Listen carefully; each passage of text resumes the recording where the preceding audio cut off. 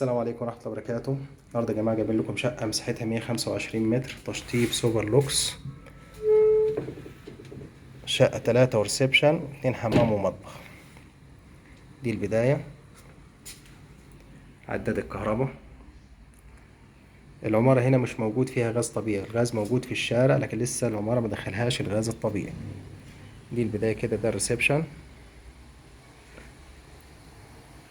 الريسبشن بتاعنا مساحته زي ما حضراتكم كده شايفين، الديكورات المعمولة. ريسبشن واخد الشباك ده على الشارع، واخد كمان البلكونة دي موجودة عندنا على الشارع. نبص على البلكونة. دي البلكونة. هنا طبعا مفيش حد قدامنا تماما.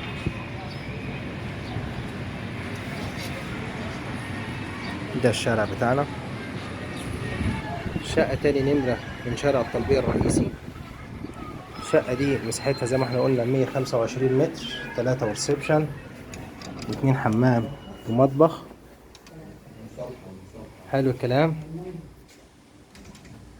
هنا ده كده الريسبشن مرة كمان اهو، المساحة بتاعته. باب الشقة. هنا الطرق الداخلية موجود، السقف بتاعها برضو سقف ساقط، يعني يصلح ان انت تزود سبوتات زي ما احنا عايزين براحتنا. ده الحمام الخاص بالريسبشن. هنا المطبخ ستايل امريكاني زي ما حضراتكم كده شايفين، حاجة كويسة. المطبخ ده معروض برضه للبيع من ضمن الشقة، اللي عايز يشتريه مفيش مشكلة، اللي مش عايزه برضه مفيش أدنى مشكلة. نخش. دي أول أوضة موجودة عندنا، أوضة أطفال. أوضة واخدة سريرين كويسين زي ما انتم شايفين.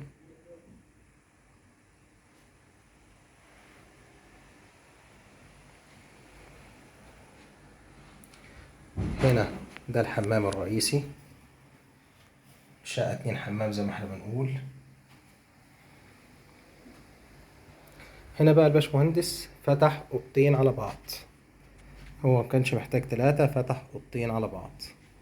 دي تعتبر أول أوضة، ودي تاني أوضة. الأوضة دي الباب الأساسي بتاعها من هنا، يعني عايز يرجعها تاني مفيش مشكلة. يبقى مساحة الأوضة زي ما حضراتكم كده شايفين كبيرة جدا. برضو السقف فيه جبس.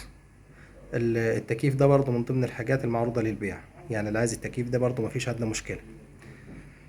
الشقة دي مساحتها 125 متر، في الدور السابع، برج مدخل رخام، أسانسير شغال. الشقة دي متفرعة من شارع الطلبية فيصل، بعد ميدان الساعة أو بعد الموقف بتاع شارع علي حامد اللي هو شارع المساكن، وقبل شارع الملكة.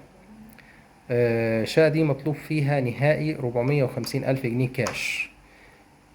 لو حد عايز المطبخ سعره 12 ألف جنيه. لو حد عايز التكييف سعره 17 ألف جنيه. التكييف ده تورنيدو 2 حصان وربع، فمفيش أدنى مشكلة. اللي عايز ده أو عايز ده برضه مفيش أدنى مشكلة. اللي مش عايز حاجة خالص برضه مفيش مشكلة. الستار دي برضه من ضمن الستار بتاعت الشقة بالكامل، اللي عايزها من ضمن الشقة برضه مفيش أدنى مشكلة. يبقى ده التفصيل بتاعها بالكامل. السلام عليكم ورحمة الله وبركاته.